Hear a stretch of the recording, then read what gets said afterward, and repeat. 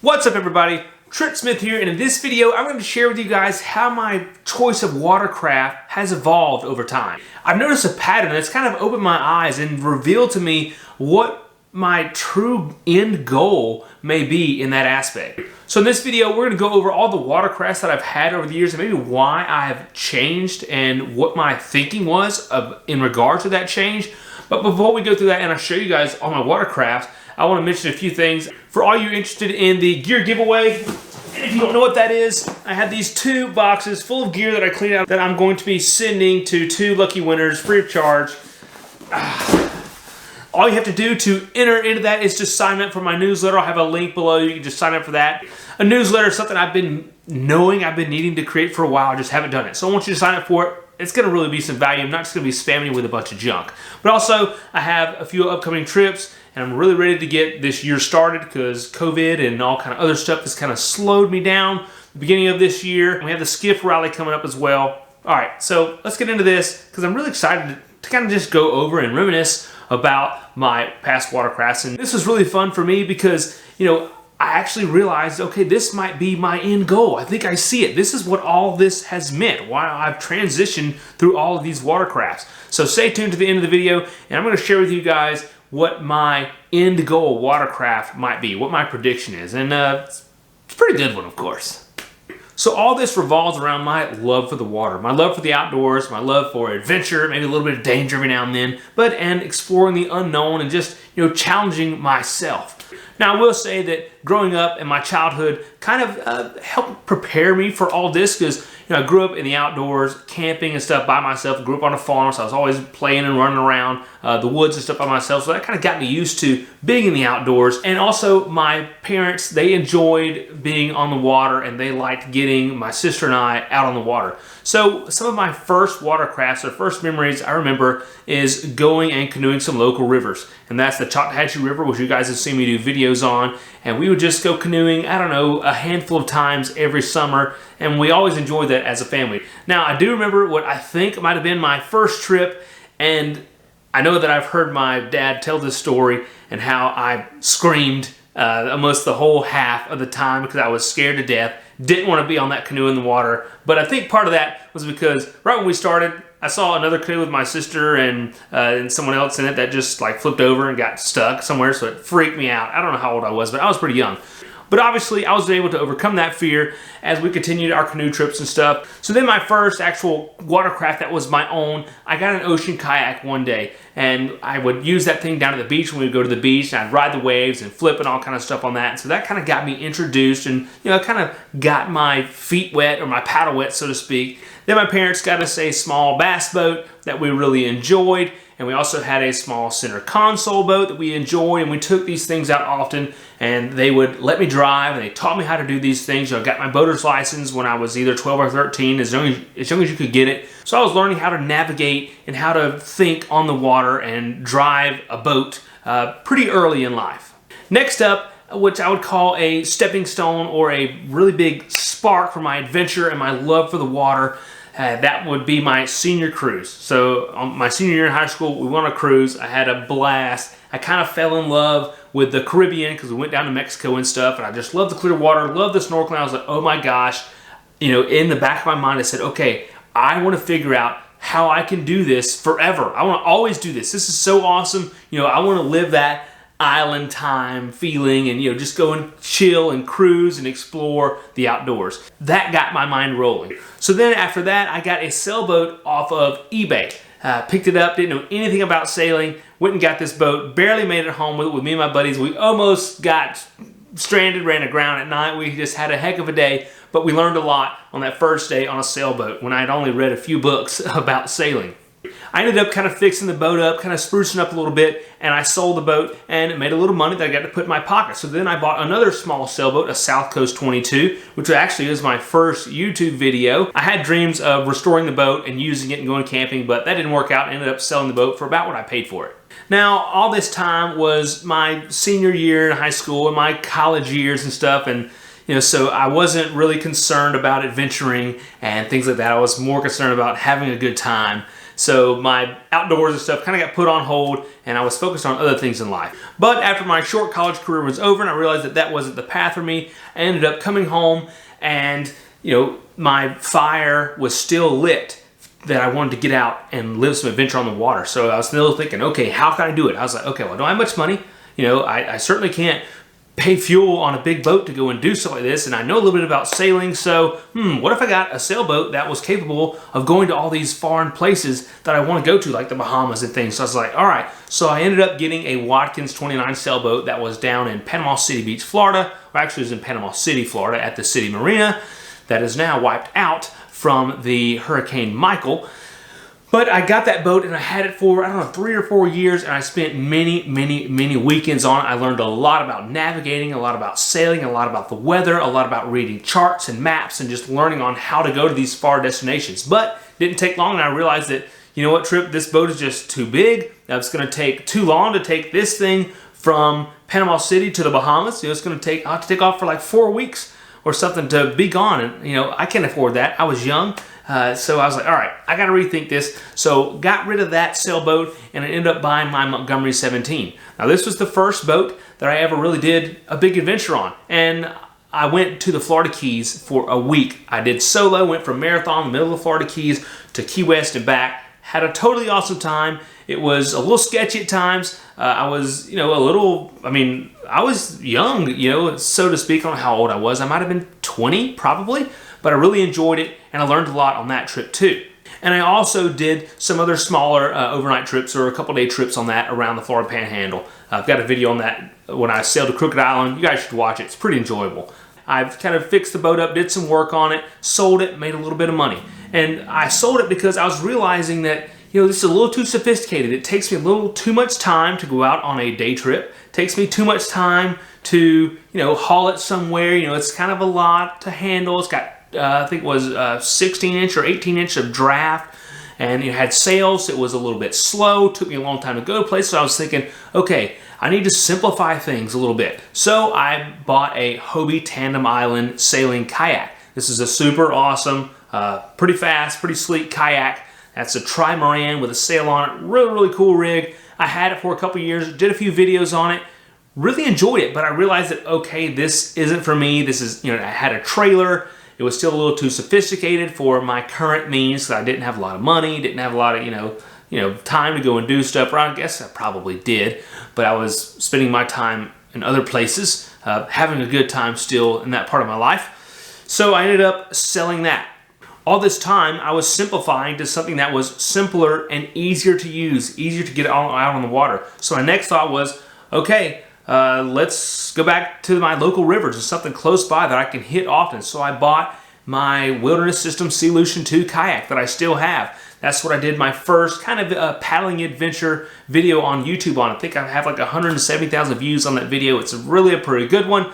It's like a man, a river, or a kayak, a river, 3 days on the Choctawhatchee. Really cool, really fun video.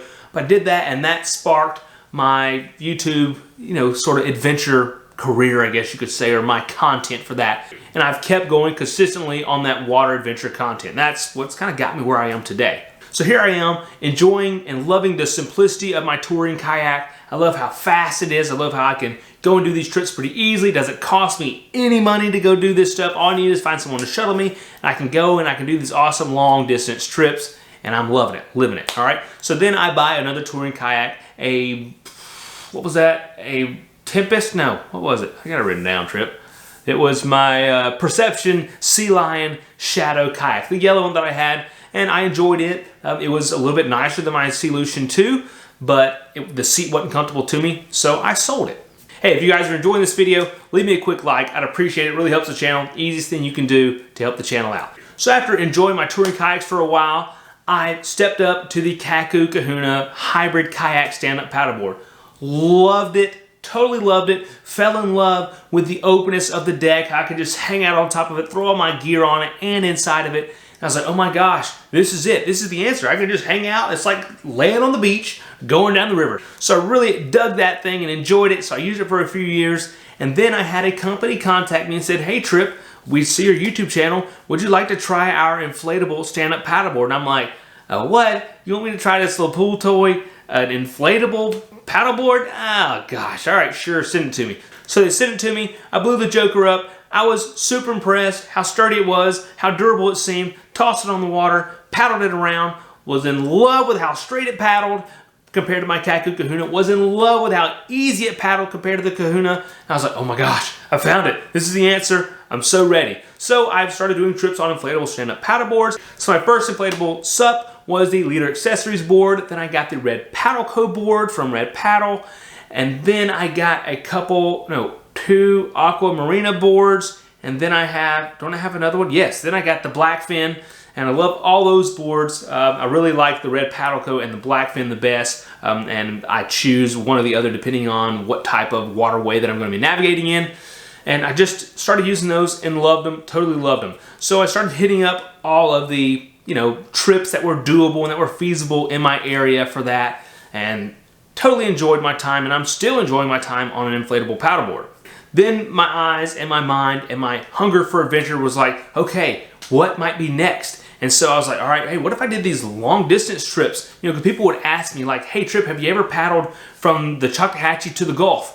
And I was like, no, I haven't done that. And I'm like, well, why haven't I done that? And I was like, oh, I know why. Because it would take me like 7 days to do it. I just don't have that kind of time. By this time, I had a family and stuff. So I was like, if I want to do something like that, which I certainly did, I was like, okay, I need to be able to do that a little bit quicker. So I didn't have a lot of money. So I was like, okay, what can I get that will make that happen? So that is when the Ginu came in. It's a shallow water boat that will run 25 mile an hour, 30 mile an hour. How fast? It was 35 mile an hour. I cruised at 25 mile an hour, and I could take that sucker down these 100+ mile rivers to the Gulf. And I was like, oh my gosh, let me get one of those. That just opens up so many more options for me. I can go to bigger and better places. So I'm thinking, all right, got the Ginu, did a few trips on it.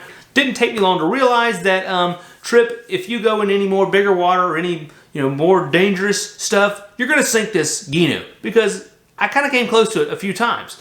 So that's when I was like, okay, what's next? So I sold the Ginu and I bought my IPB 14 skiff, my black skiff. I did some really awesome epic adventures on it, fixed it up really nice, and used it, loved it. Had the on-the-fly jack plate on it. It was a super simple rig that was great, beautiful boat, but I ended up realizing that, hey, this thing doesn't quite do what I want it to do. I want something that can handle a little bit more heavier water, so I can go to bigger trips and not be, hindered or held back by the weather and the waves and stuff as much.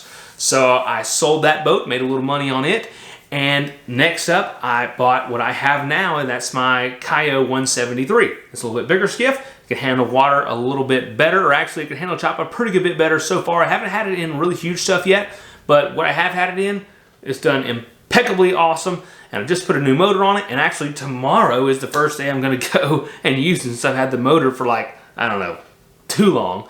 Haven't put it in the water yet, just haven't had the opportunity. So that has been my evolution. So now I've kind of sat back recently and said, wow, where is this evolution leading me? And then it opened my eyes back to my senior trip and back to when I first started, when I got that Watkins 29 sailboat. And I was like, because I want to go to these big, huge, awesome places. I want to go to the Caribbean. I want to go to the Bahamas. I want to go to the Dry Tortugas. I want to cruise the Florida Keys without having to worry about the weather and stuff like that. But also I have some limitations. Budget is a limitation, and time is a limitation. So I have to consider those things. So that's kind of why I'm building up slowly with my skiffs, and hopefully I'm getting things that can handle a little bit bigger water, that can handle a little bit bigger adventures. Like I'm going to the Florida Keys this year on my Kayak, because I know that it can handle pretty much, I'll be pretty safe down at the Florida Keys if some chop comes up on that. Now on the IPB or the Ginu, probably not, because I almost sunk the IPB one time and almost sunk the Ginu a couple times. But all this sheds some light on Trip. Your heart and your desire is to go to these far off places, to go in this bigger water and do these big adventures. But I want to keep it simple, or actually I'm forced to keep it simple because I can't buy a big truck to pull a big boat. I can't afford a big boat. I can't afford the fuel on a big boat, and I can't afford the upkeep on a big boat. So I'm trying to keep it as simple as I can, but as grand as I can manage it financially in order to make these things happen. So what is my next boat that my eyes are on? Well, I have to say it's a little bit different than the other things that I've used in the past, just like a lot of my evolutions. And what is it? It is still a small boat, still a boat that I can pull with my truck, but it's one that has an enclosed pilot house cabin. It has a V-berth underneath where you can sleep. It has either 1 or 2 outboard motors, and I can still pull it with my little truck. What is it? It is a c-dory, either the 16, 19, or the 22. And it is a very, very, very capable small vessel that I can go out and I can do these long trips on. And also I can bring my family on board because it has a little pilot house, a little place where if it does get rough, it does get nasty, it does start rocking and rolling and thundering and lightning, we can get in there and everyone can feel safe, right? But also these boats, they're pretty lightweight. They have a flat bottom. They can still go in 8 inches of water, which is really shallow for a boat with a little cabin on it, right? One of the greatest things about this c-dory is it will allow me to go almost anywhere, right? I can certainly easily take it to the Bahamas. I could probably take my Kayak to the Bahamas. A lot of folks would call me crazy and stupid and foolish, but I'm pretty sure I can make it work, but it's not the smartest thing. But with the c-dory, it would be a smart thing, wouldn't be a foolish thing, it would be a safe thing to do. So that's where my eyes are next. And I would like to be able to keep the skiff and the c-dory if I could. Now to circle back, I still have my Sea-Lution 2 touring kayak. I still have my paddle boards, and I will still use those things because I crave all this different types of adventure. I enjoy exploring the little springs on a stand-up paddleboard. I enjoy cruising down a river on a touring kayak. I enjoy going to the flats and just, chilling out and camping on my skiff. But on top of that, I would also so much enjoy to be able to do a little bit bigger trips, right? What if I did an offshore trip like from Panama City to Tampa? Boom! Go, maybe hit Steenhatchee on the way. Like a blue water crossing. I could do that on the c-dory. It's not going to cost me much money with a small outboard. It may be a little, maybe a little bouncy, a little rough out there, but it'll be okay. I'll be safe. And I just think that kind of content would be so much fun, but really it would feed my hunger for adventure so much and my appetite would be so full. So that is where I kind of see the channel going. And I want to encompass all of this stuff. I want the channel to do different stuff, like I'm going whitewater rafting in a few months. So that's something that the channel's never done. And a lot of people like to see paddling videos. So there's a paddling video. And you know what? There may be some kayak whitewater rafting on that trip. So it's really been pretty cool and pretty exciting, honestly, for me to sit back and realize that where the channel and where my desire, where my vessel of choice might be leading. So like I promised, where do I see myself? Where's my kind of more end game vessel? Maybe like a 10-year away vessel, right? Hey, and by the way, if you know where you want to be in 10 years, what are your adventure goals in 10 years? Leave them in a comment below. I want to see them because I want to know, first of all, I want to be sure you guys have a goal, an adventure goal, whether it's 5 years from now, 10 years from now, 2 years from now. What is your adventure goal? How do you want to do it? What do you want to do it on? Let me know that in the comments because it's always fun to think about this stuff. And also, if you have a goal up here, write it down and work for it. All right? Make that goal happen. Make it happen, right? Where does it say that at? Right there. Making it happen at Rock-A-Doc. Well, it's on my wristband, right? So what might be my end goal vessel? Well, mine and my wife's may differ a little bit because I think it would be cool as all get out to live on a boat, but family and the kids and stuff like that, may kind of hinder that a little bit. And I understand that. But I can still have a pretty nice boat, right? So I think my end goal boat is a motor catamaran. That's basically a catamaran sailboat, but that doesn't have a mast on it. It cruises efficiently through the water. Its fuel consumption is pretty low. It can go in shallow water, cruise the Florida Keys, cruise the Bahamas pretty easily. They can cruise at a pretty good speed efficiently. They're wide. They have a lot of room on board. They're pretty stable in chop and things like that, so the family or guests would enjoy that. It just checks a lot of boxes for an adventurer like myself who wants to just cruise the wide open and be safe on whatever I'm on and be able to go almost wherever I want to go. Now, between now and then, hopefully I can get a little c-dory boat and then maybe a little bit bigger c-dory boat or something very similar to the c-dory. But really, I don't know. From where I sit right now, the c-dory checks almost all my boxes. The c-dory 22 checks a lot of boxes. They're very nice little boats. for as small and compact and easy to operate as they are. So it may take me a couple renditions to get to the c-dory that I want, but that's okay because, hey, it's all, an experience. You learn, you grow, and, you have this goal that you work at and you work for it, you work hard, and you get there, right? Because that's what I'm doing with my channel. That's what I'm doing with my, hunger for adventure. I'm working for it. I'm trying to make it happen, to make it happen for myself, for my family, for my kids, so that they can, enjoy these awesome epic adventures with Dad. That'd be so cool, because you guys know I made a video a while back of why I do it, and that's the reason. Hey folks, thanks for watching. Hope you enjoyed the video. Stay tuned, because there's some more content about to be rolling out quick, I hope. All right, folks, take care of yourselves. God bless. Get out there. Always an adventure. Love you.